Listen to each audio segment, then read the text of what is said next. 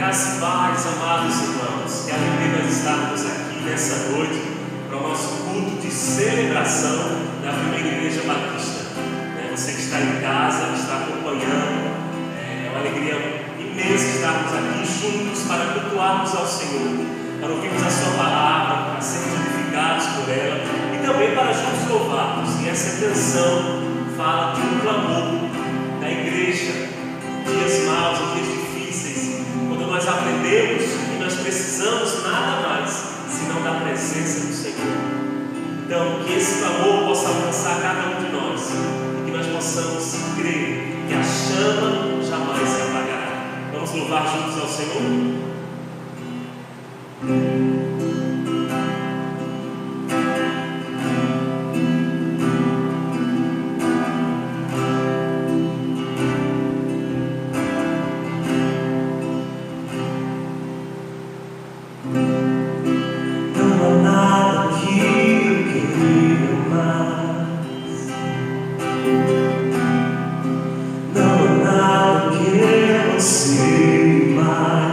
Que a tua presença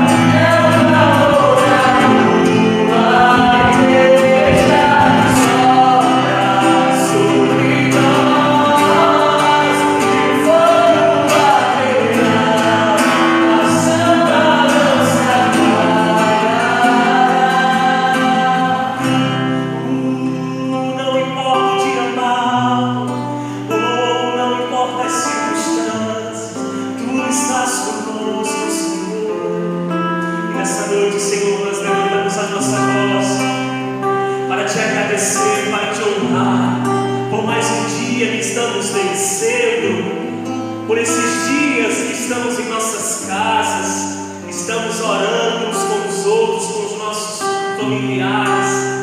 E Senhor, quando nós cantamos essa canção, quando nós reconhecemos que necessitamos da Tua presença, Senhor, quando nós lembramos dos discípulos que reclamavam, diziam que Tua palavra era tão dura, e o Senhor disse: se não estão gostando, vão embora. Mas os discípulos reconheceram: Senhor, nós não temos outro lugar para ir, nós não temos outro lugar para habitar, se não for na Tua presença. Oh Senhor, nós necessitamos de Ti. E nesse momento nós clamamos por cada vida que nos ouve, que nos assiste nesse momento. Alcança, Senhor, os corações, restaura, Senhor, Tu que sondas e conhece, Tu que sabe das necessidades do coração, Senhor, dos anseios da alma. Senhor, seja nessa noite refrigério, seja nessa noite cura, seja nessa noite renovo para as vidas que nos assistem, Senhor, para a Tua igreja, onde nós estamos, Senhor, aprendendo nesses dias, onde estamos sendo alcançados pela Tua palavra, Senhor. Isso que nós choramos, isso que nós te pedimos, em nome de Jesus. Amém e amém. Saúde a todos com a graça e a paz do Senhor. Nesse momento, mais um culto de louvor e adoração. E gostaríamos de convidar você que nos acompanha a estarmos abrindo as nossas Bíblias no livro de Romanos, capítulo 12, versículos de 1 a 9, que nos diz assim: Rogo-vos, pois, irmãos, pela compaixão de Deus, que apresenteis os vossos corpos em sacrifício vivo, santo e agradável a Deus, que é o vosso culto racional. E não vos conformeis com este mundo, mas sede transformados pela renovação do vosso entendimento, para que experimenteis qual seja a boa, agradável e perfeita vontade de Deus. Porque pela graça que me é dada, digo a cada um dentre vós, que não pense de si mesmo além do que convém, antes pense com moderação, conforme a medida da fé que Deus repartiu a cada um.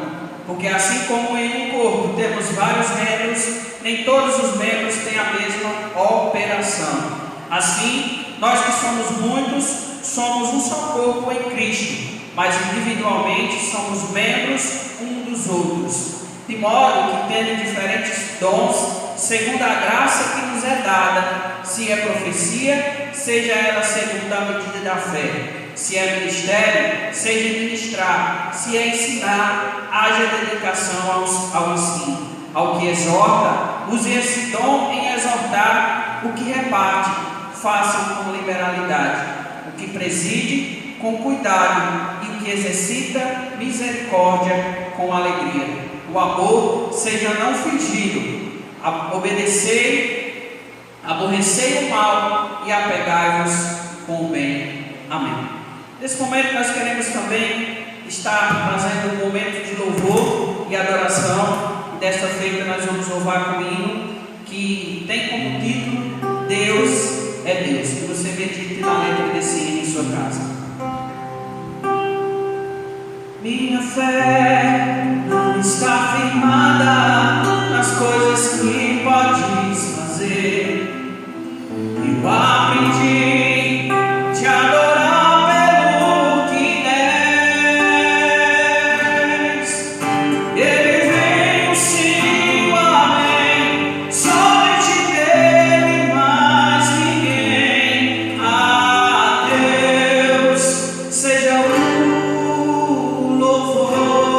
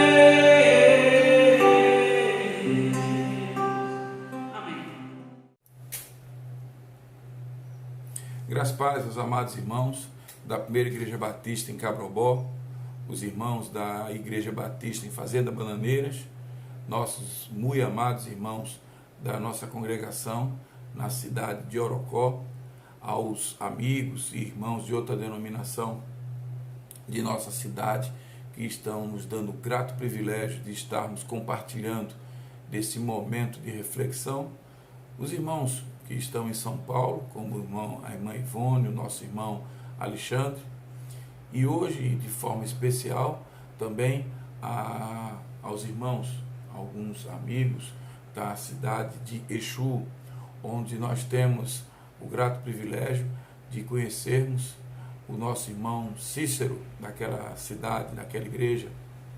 Irmão Cícero, que para nós carinhosamente é conhecido por Cicinho, está também conosco compartilhando desse momento. Que Deus nos abençoe.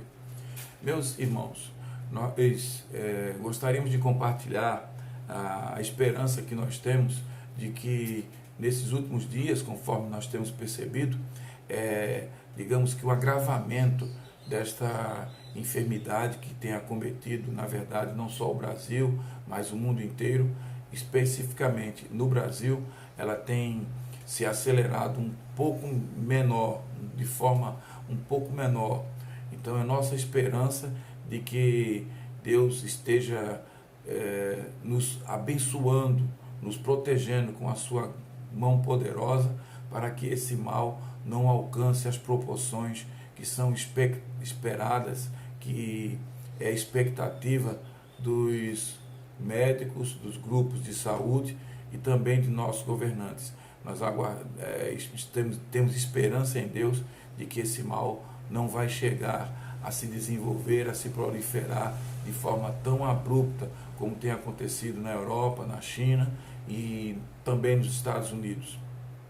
Irmãos, nós gostaríamos de compartilhar com os amados nessa noite uma das passagens que talvez nos faça consolar, nos confortar em dias como os de hoje. Antes disso, antes de iniciarmos propriamente dito o contexto e a leitura da palavra, nós gostaríamos de refletir um pouco sobre os momentos da vida de Jesus que antecedem esse episódio, essa passagem na vida dele. Eu gostaria de compartilhar com os irmãos uma parte do contexto do capítulo 4 de Marcos, Evangelho de Marcos, capítulo 4. Na abertura deste capítulo, nós percebemos Jesus falando sobre a semeadura, o homem que semeia, sobre a importância do semeador. Nos traz aos discípulos naquele momento e a grande multidão que o acompanhava, o ensinamento de que o semeador, ele vem para semear, e quando ele joga a sua semente, ele não pode definir especificamente em que tipo de solo aquelas sementes vão cair. Ele lança a semente de maneira igualitária, a semente vai alcançando diversas formas de solo. Neste contexto, nós encontramos Jesus falando dessa semeadura como uma tratativa sobre a forma, a condição em que em cada solo se pronuncia, da forma como que cada solo reage à semeadura. Encontramos ali o coração de pedra, o coração arenoso, enfim, a passagem fala de um Jesus que está exemplificando a forma como cada um recebe a sua palavra. Eu gosto muito de sempre ressaltar isso, de que nós percebemos nessa lei da semeadura, que Jesus fala sobre isso, de que cada solo tem a sua própria vontade, a sua própria forma de receber a ministração da palavra. A resposta à semeadura está no próprio solo, na condição em que cada solo, em que cada local, cada coração recebe, é definida por si só. É curioso isso. Jesus ainda explica muito provavelmente minutos, momentos após falar sobre essa semeadura, ele também explica a seus discípulos e aos que estavam ali, de que ele falava por parábolas, porque era muito importante para a compreensão, para que houvesse uma forma de se fixar aquela mensagem e compreender a extensão da mesma. Em seguida, Jesus fala sobre a parábola da candeia, da importância de que nós estejamos alertas, de que nós estejamos atentos ao que vai acontecer. A iluminação que essa palavra nos traz para que nós possamos, em dias de trevas, estarmos atentos. Em outro momento desse dia, talvez, muito provavelmente, de ensinamento, Jesus também vai mais uma vez falar sobre a semente. Só que agora ele traz, digamos, talvez a sua primeira fatia sobre escatologia, sobre o ensino dos últimos dias. E nessa imagem que Jesus nos traz, ele fala de que o homem semeia, e sem que ele possa se aperceber, entre a noite e o dia, essa semente se desenvolve por si e chega a crescer e a se multiplicar. E essa ação milagrosa sobre a semente, ela faz com que ela cresça e após desenvolver, se multiplicar-se, ela também será ceifada. Após produzir também outros frutos, produzir sementes. Jesus ainda nos fala em seguida sobre o grão de mostarda. E ele diz de que quem já teve oportunidade de conhecer, o grão de mostarda é uma semente muito pequenina. Quem tiver oportunidade pode conhecer. É uma semente pretinha, muito pequena, muito parecida talvez com a chia hoje. E você pode ter oportunidade um dia de procurar nessas lojas que vendem material, alimentos naturais, que aveia, quinoa, essas coisas. Você pode pedir para ver a semente de mostarda.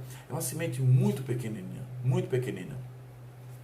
E Jesus vai nos ensinar de que se nós tivéssemos fé do tamanho de um grão de mostarda, imaginem, aquela semente tão pequenina, se a nossa fé fosse daquele tamanho, nós poderíamos fazer grandes coisas. Naquele dia, sendo já tarde, disse-lhe Jesus: passemos para a outra margem. E eles, despedindo a multidão, o levaram assim como estava no barco. E outros barcos o seguiam.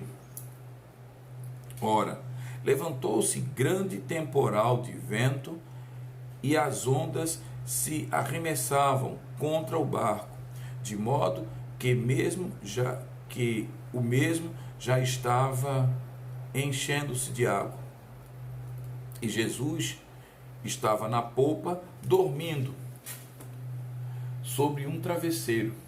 Eles despertaram-lhe e disseram: Mestre, não se importa que pereçamos? E ele, despertando, repreendeu o vento e disse ao mar: acalma-te, emudece. O vento se aquietou e fez grande bonança. Então lhes disse: por que sois assim, tímidos? Como é que não tendes fé? E eles, possuídos de grande temor, diziam uns aos outros: quem é este que até o vento e o mar lhe obedecem? Vamos orar?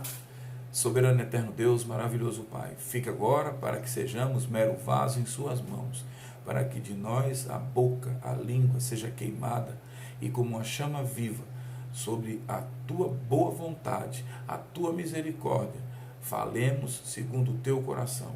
Que essa palavra seja trazida pelo Espírito Santo e que ela encontre espaço em nossas vidas e que a nossa compreensão também seja ungida pelo mesmo Espírito.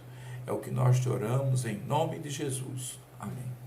Meus irmãos, antes de nós falarmos sobre propriamente o texto, nós temos que fazer uma contextualização sobre a condição em que esse fato, esse episódio, essa passagem ocorre na vida de Jesus e na vida daqueles discípulos.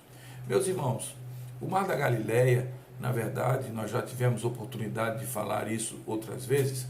O Mar da Galileia, também conhecido como Mar de Tiberíades ou Lago de Tiberíades, na verdade é um grande lago, onde a água é represada, uma água de grande quantidade, quilômetros de extensão, e tanto de largura como de comprimento, e que é circundado por várias montanhas.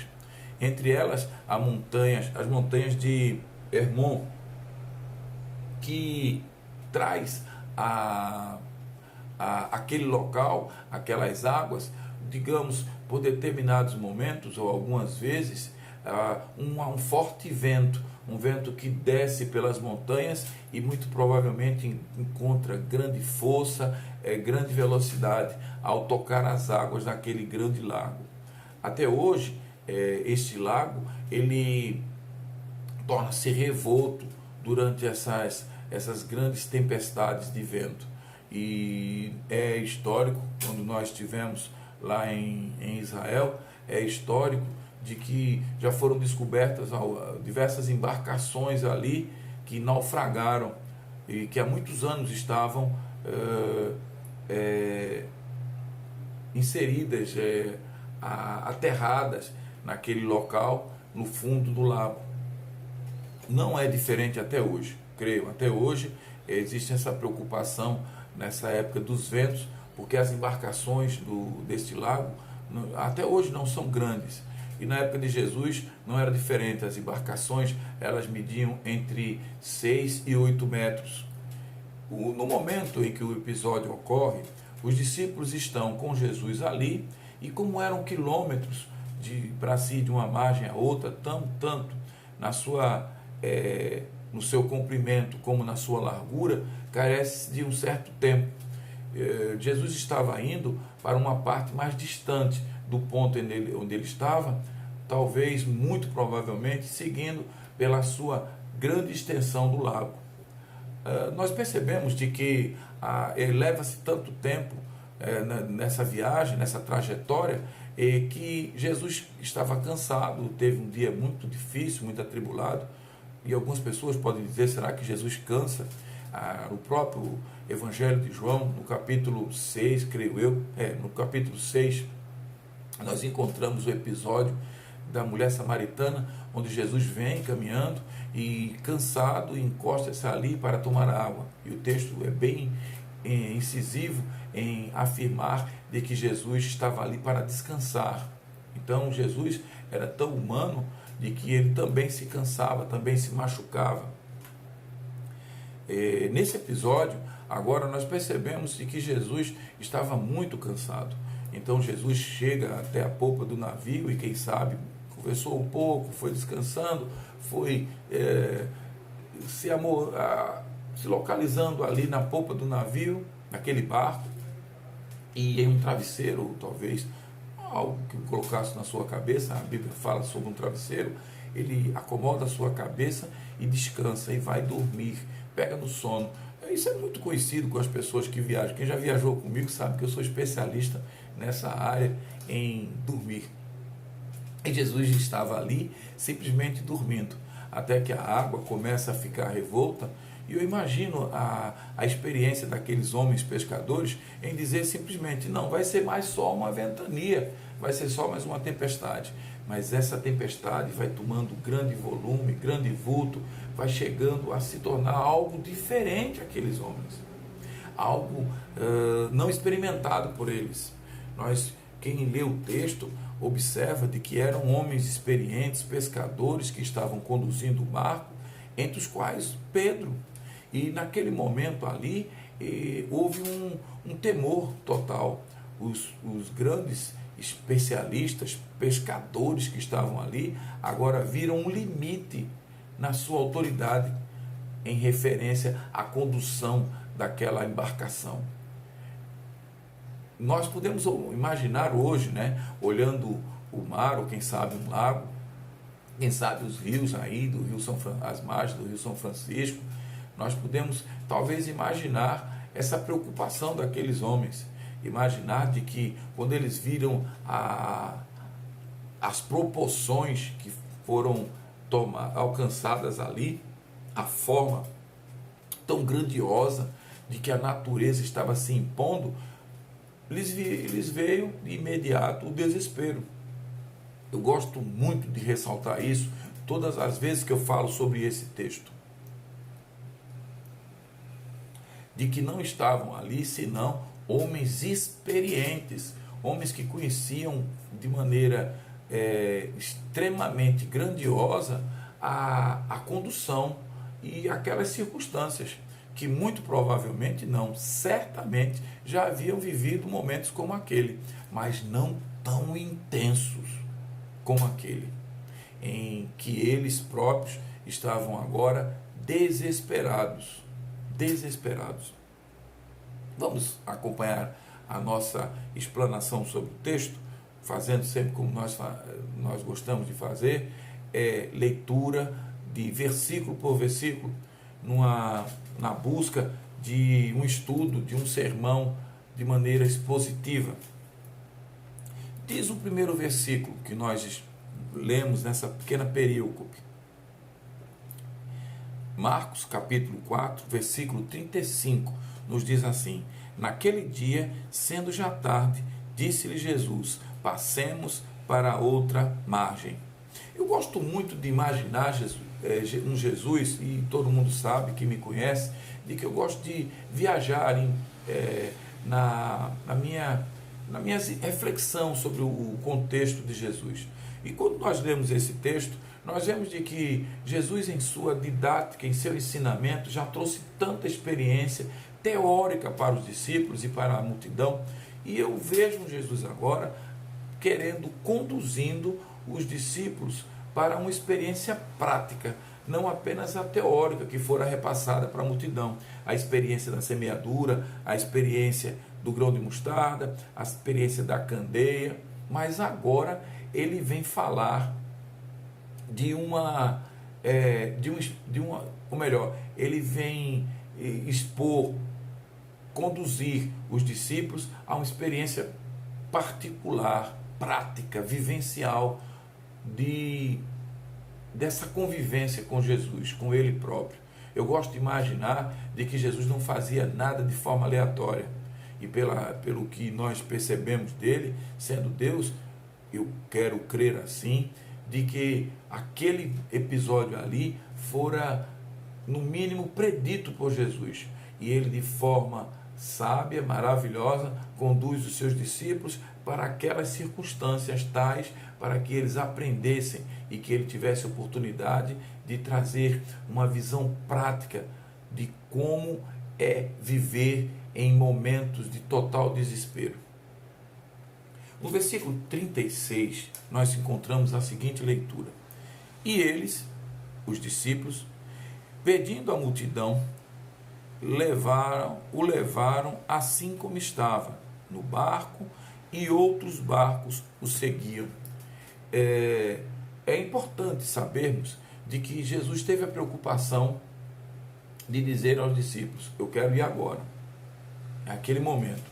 Ele não disse assim: vamos nos preparar, vamos até em casa, vamos ligar a televisão para saber qual é a previsão do tempo. Não, ele simplesmente chega e diz aos discípulos: vamos para outra margem.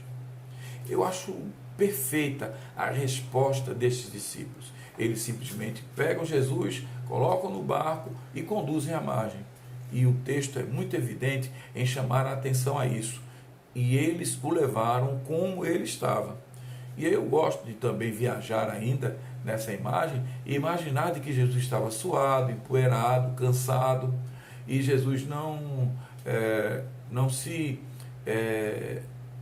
disse aos discípulos: eu não vou assim, eu tenho que tomar banho, eu tenho que me preparar, tenho que botar uma boa veste. Não, ele simplesmente atendeu aquilo que determinou para os discípulos e entrou naquele barco da forma como ele estava. Gosto de imaginar isso, de que Jesus entrou ali, como eu disse, cansado, sujo, empoeirado, entrou ali e foi até o outro lado. Essa era a proposta para os seus discípulos. Houve uma resposta imediata também daqueles homens e muito provavelmente eles também foram tomados de surpresa, porque eles certamente estavam pensando: não, nós vamos descansar aqui, vamos repousar aqui. Isso era comum a Jesus, ele repousar nas suas viagens, nos seus momentos. Então, após, digamos, um grande momento de ensinamento, ele cansado já, talvez até com um pouco de fome, nós vemos que os discípulos atendem a uma nova forma de que Jesus os determina para que agissem. Ele simplesmente diz: vamos agora. E a resposta é imediata daqueles discípulos, e que de surpresa simplesmente entraram no barco, sem questionar, sem refletir, simplesmente cumpriram o que era determinado por Jesus. Vamos agora. E eles simplesmente agem conforme o que foi determinado por Jesus e adentram aquele barco. O versículo 37 nos diz o seguinte: ora, levantou-se grande temporal de vento, e as ondas se arremessavam contra o barco, de modo que o mesmo já estava se enchendo de água. O autor do texto, ele não tem a preocupação de falar de uma trajetória, de que eles conversaram, de que Jesus se recolheu, que estava com sono, desse travesseiro. Não.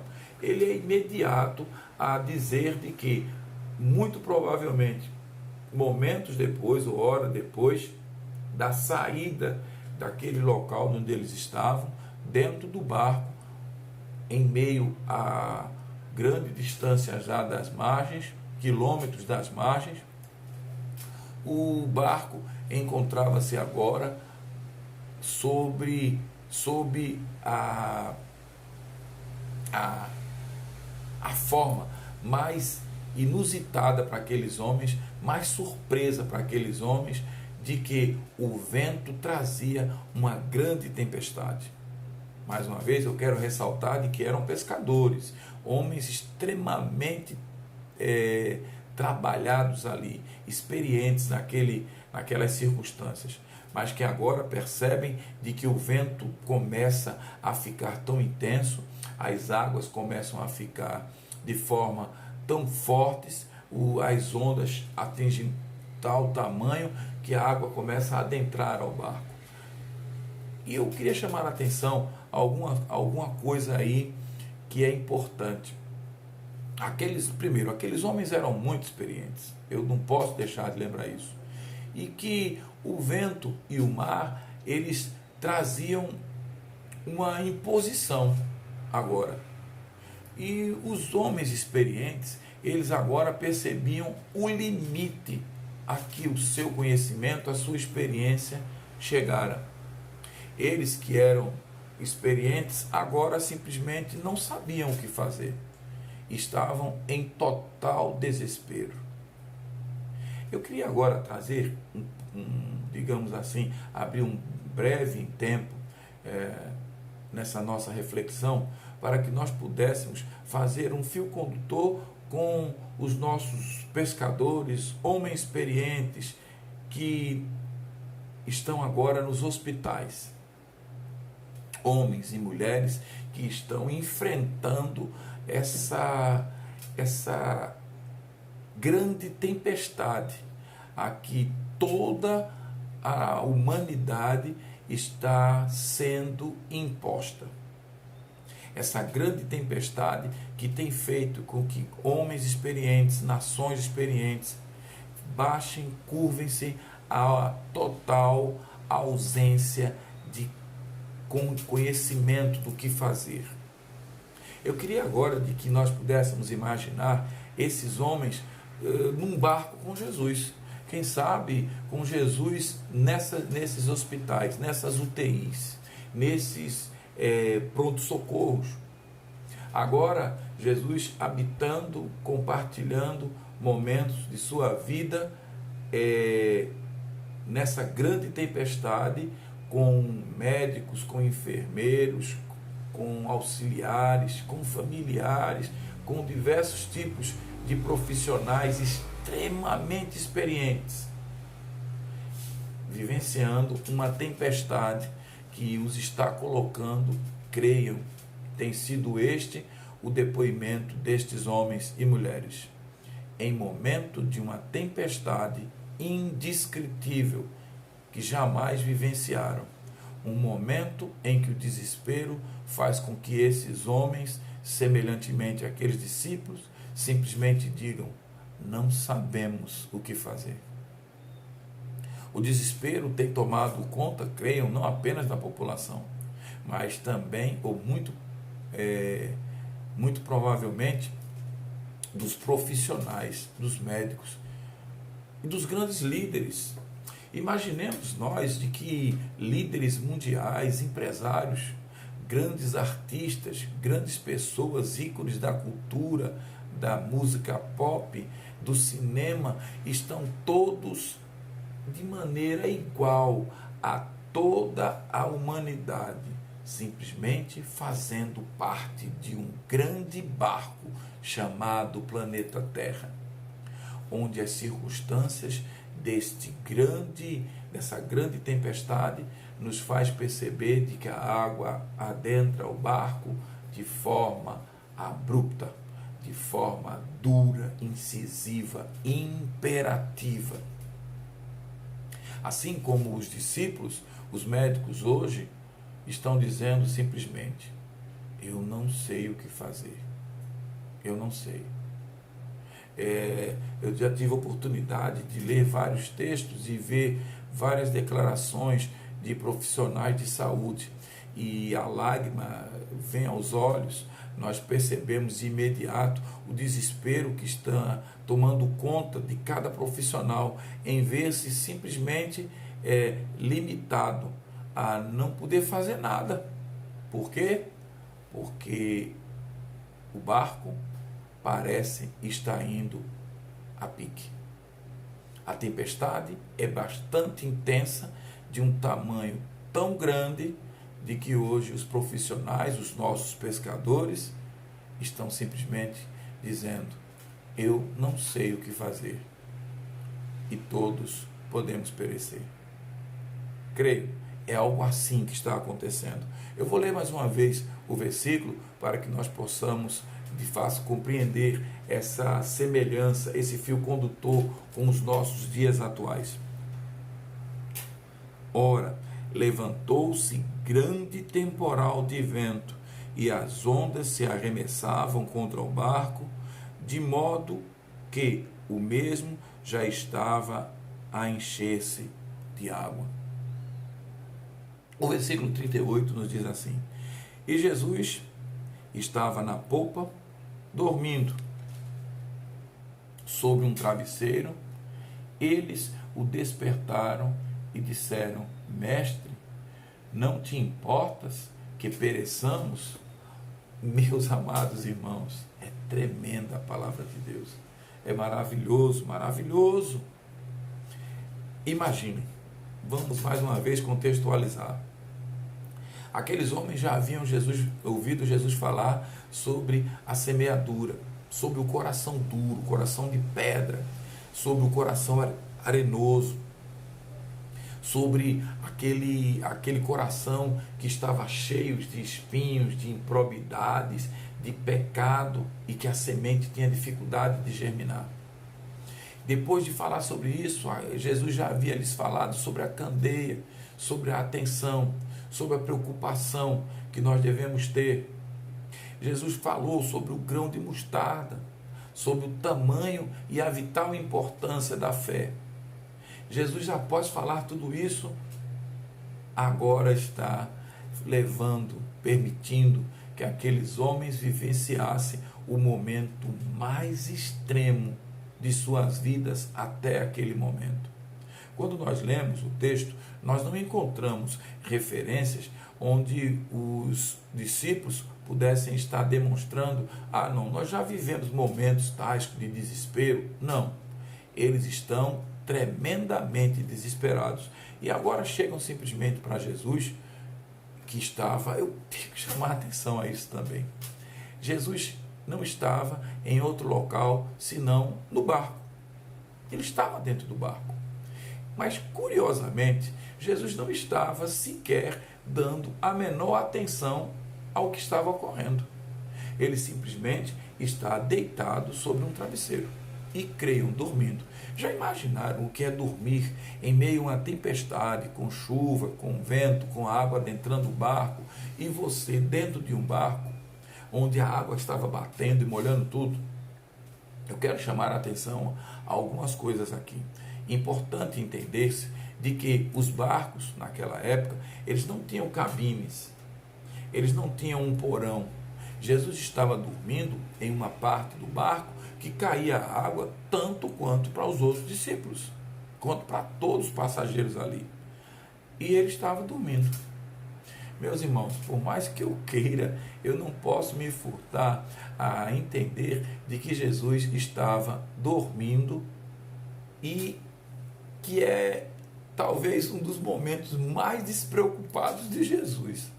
Dormir em meio à tempestade. Que coisa interessante isso. Os discípulos o acordam, o que mostra que ele estava dormindo mesmo, no meio daquela bagunça toda, ele simplesmente estava dormindo. E talvez o discípulo tenha cutucado, né, e dito assim: Jesus, tu não te incomodas conosco, tu não te incomodas de que nós pereçamos? Meus irmãos, depois de tanta palavra, depois de tanta experiência do convívio com Jesus, já imaginaram o que é dizer, se dirigir a ele e simplesmente asseverar: Jesus, tu não está preocupado conosco? Não importa que nós pereçamos? Vamos trazer esse contexto para os dias atuais. Meus irmãos, quem entre esses médicos, entre esses enfermeiros, profissionais de saúde, quem entre nós ainda não ouviu falar de Jesus? Creio, muito pouca gente. Quem de nossas igrejas não já teve oportunidade de ouvir falar sobre esta passagem da vida de Jesus? Creio, eu tenho por experiência de conversar com muitas pessoas na área de saúde, de que muitos deles são filhos de evangélicos criados dentro da igreja e desenvolveram um ateísmo pela busca do grande conhecimento científico. Mera ironia. Após tanta experiência de faculdade, após se vivenciar tanto conhecimento, após tantos livros consumidos, após tanto estudo, tantas palestras, tanta experiência prática, abrindo pessoas, fechando pessoas, reanimando pessoas que praticamente morriam, após haverem desenvolvido uma ciência tão plena, esses pescadores simplesmente chegam a um ponto em suas vidas profissionais em que baixam a cabeça diante da autoridade divina e simplesmente reconhecem: nesta tempestade, diante desses ventos, diante destas circunstâncias, nada podemos fazer. Em meio a esse vento, em meio a toda essa água, simplesmente nada podemos fazer. Nós também, não podemos deixar de nos emocionar em saber o que está acontecendo e como é duro ter que decidir sobre quem deve ou não deve morrer, escolher quem deve ou não deve ficar no respirador. Deve ser um momento muito duro na vida de alguém. E eu tenho certeza de que, por mais experiência que nós tenhamos, o que pode acontecer se não desesperar-se, baixar a cabeça e dizer: eu não posso fazer nada? É muito difícil. É muito difícil. Mas eu queria compartilhar com os irmãos a experiência que Jesus traz para essa hora.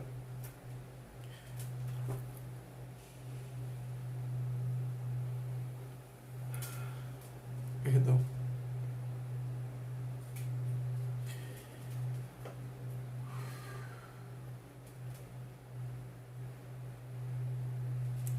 Ele continua dormindo. Ele continua com a sua cabeça sobre o travesseiro. Mas ele não abandona o barco. Sabe por quê? Porque ele tem certeza de quem ele é. Ele sabe a autoridade que tem.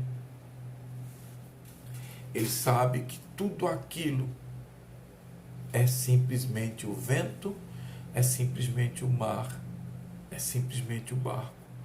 Mas ele é Deus. Em meio a todo aquele desespero, quando os homens de fé, quando aqueles homens que tinham maior aproximação a ele, simplesmente dizem: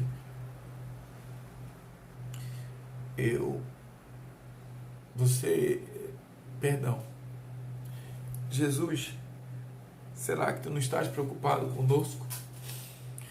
Ele simplesmente fica de pé. E vamos ler o versículo seguinte. Versículo 39 nos diz o seguinte: E ele, despertando, repreendeu o vento e disse ao mar: Acalma-te. E o vento se aquietou e fez grande bonança. É maravilhoso o que acontece aqui, meus irmãos, porque nós não vemos um Jesus preocupado com o que estava ocorrendo. Ele sequer pergunta aos discípulos: em que parte do lago estamos? De onde vem o vento?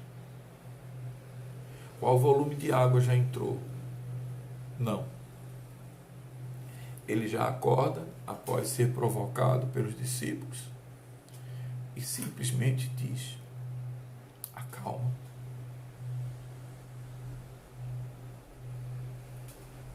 Acalma.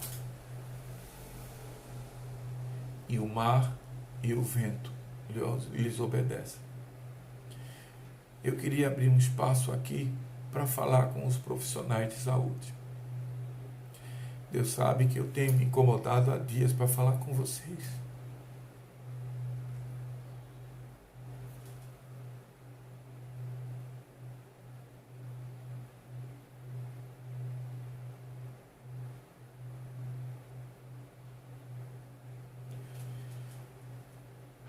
Continue apenas sendo pescadores.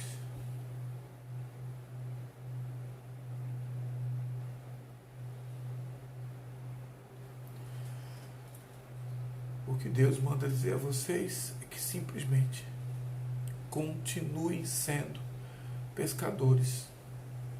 Continue fazendo só o que lhes cabe, o que vocês foram chamados pela vocação. Continuem apenas sendo pescadores. Ao entrar em desespero, em virtude das circunstâncias que vocês estão vivendo, creiam, outros homens também entraram em desespero. É normal. Perdão.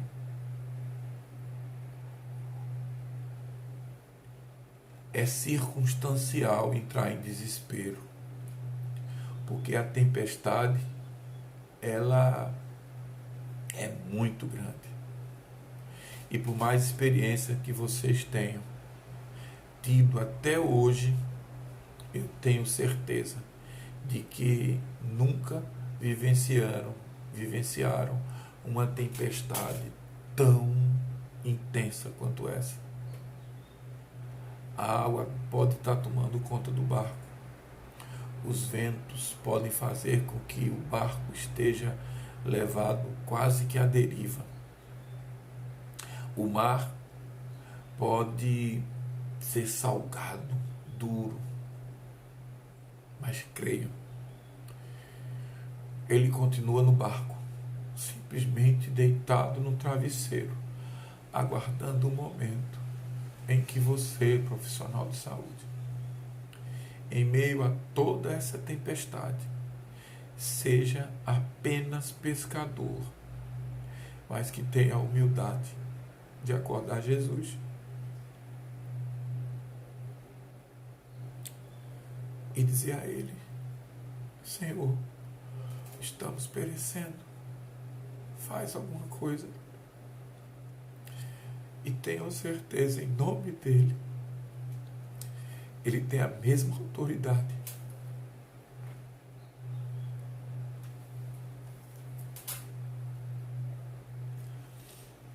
Perdão, meus irmãos.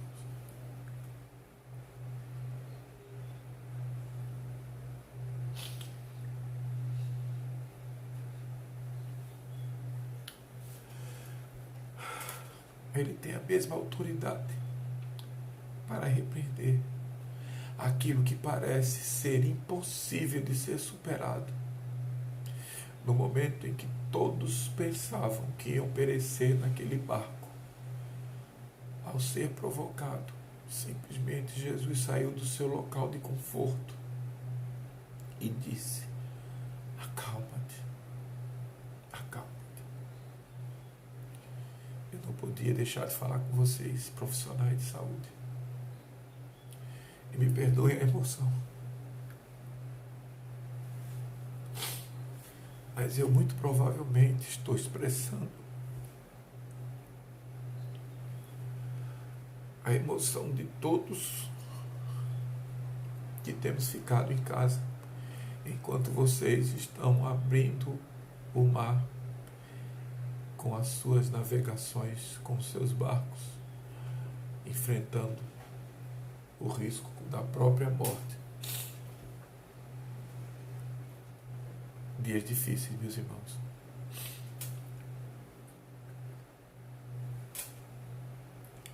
Diz o texto, diz o versículo 39, e fez-se bonança. Quem tem a oportunidade de conhecer o mar, de conhecer os lagos, e ver o momento em que o vento se acalma, é maravilhoso. A água fica com a brisa, o que nós chamamos como praeiros, como quem conhece as praias, como o mar de brigadeiro. É um mar que a água está muito calma, como um vidro deitado sobre ela. E é muito bom estar nessa água. É muito bom navegar no mar de brigadeiro. Mas creio, o que nos faz crescer, o que nos capacita a sermos grandes pescadores,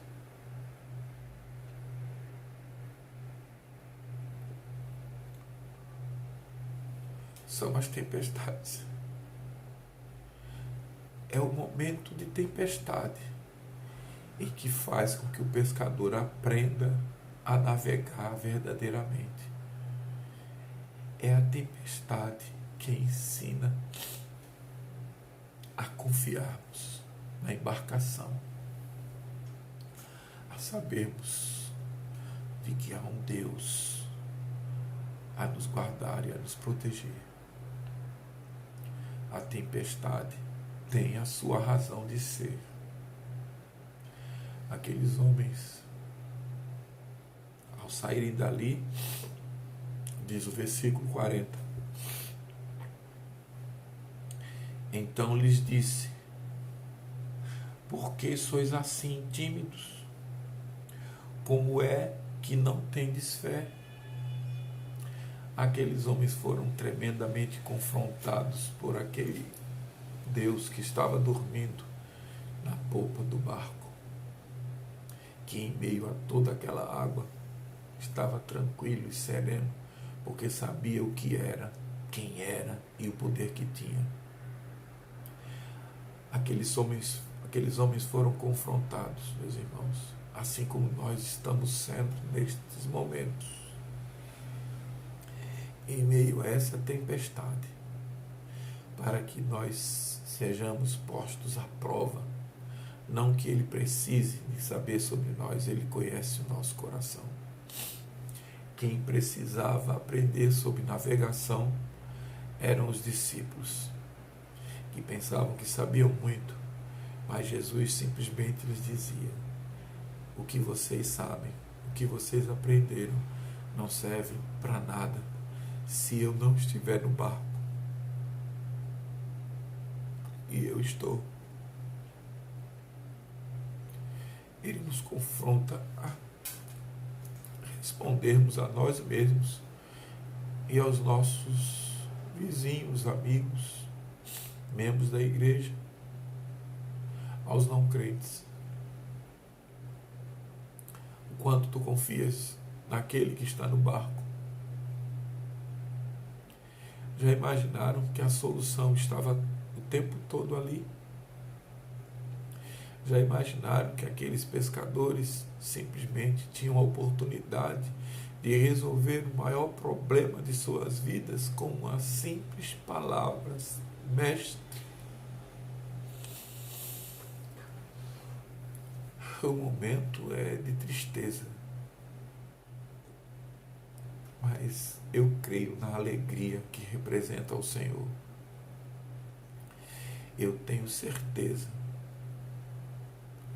de que todo o planeta é um pequeno barco para Jesus. Que ele continua deitado à popa, que ele continua só esperando que nós aprendamos dele. Ele continua nos falando sobre o grão de mostarda. Ele continua nos falando sobre a semeadura. Ele continua nos falando sobre a candeia. E ele continua nos dizendo: vamos para a outra banda do lago. E a nossa resposta deve ser simplesmente: agora, Jesus. Simplesmente agora. E como estamos, porque confiamos. E ele continua nos provocando a crermos nele através de todas essas coisas, lançando mão de todo ensinamento seu, para que de fato nós nos tornemos homens e mulheres capacitados em fé a termos a certeza de que os dias são maus, mas devemos vigiar e orar. De que os dias são maus, mas devemos vigiar e orar. De que os dias são maus, mas devemos vigiar e orar, porque ele está no barco. Diz o versículo 41. E eles, os discípulos, possuídos de grande temor, diziam uns aos outros: quem é este que até o vento e o mar lhe obedecem? Eu queria ler mais uma vez. E eles, possuídos de grande temor, diziam uns aos outros: quem é este que até o vento e o mar lhe obedecem? Já imaginaram a alegria que aqueles homens compartilharam? Uma alegria tal que lhes causava surpresa. A expressão é possuídos, tomados de grande temor. Simplesmente em alegria diziam uns aos outros: é maravilhoso o que ele faz. É maravilhoso a autoridade que ele tem. É maravilhoso sabermos que temos um Deus no barco, simplesmente esperando que nós o busquemos e peçamos a ele: Senhor, acalma esse vento, acalma essa tempestade. Me perdoe, meus irmãos, pela emoção, mas essa palavra, na verdade, ela tem incomodado meu coração já há muitos dias, inclusive de falar a você que faz a área de saúde, que está no meio do barco, na área mais intensa, talvez, ao que se pode dizer, tecnicamente, no meio do epicentro deste problema. Deus manda dizer a você: seja apenas pescador e confie nele. porque vai haver vento, vai haver mar, mas tem um Deus pronto a nos servir. E a nós, irmãos, resta-nos uma palavra. Ele continua nos incomodando a refletirmos o quanto cremos em tudo isso. A nossa alegria tem que ser no Senhor. A nossa alegria tem que ser em meio às tempestades, porque temos a certeza do Deus a quem servimos. Creiam, meus irmãos, haverá bonança, haverá tranquilidade, haverá mar de brigadeiro, haverá essa brisa mansa, essa água parecida com um espelho, e simplesmente refletirá as estrelas do céu, a lua e a maravilha e a glória daquele que é o nosso Senhor e Salvador.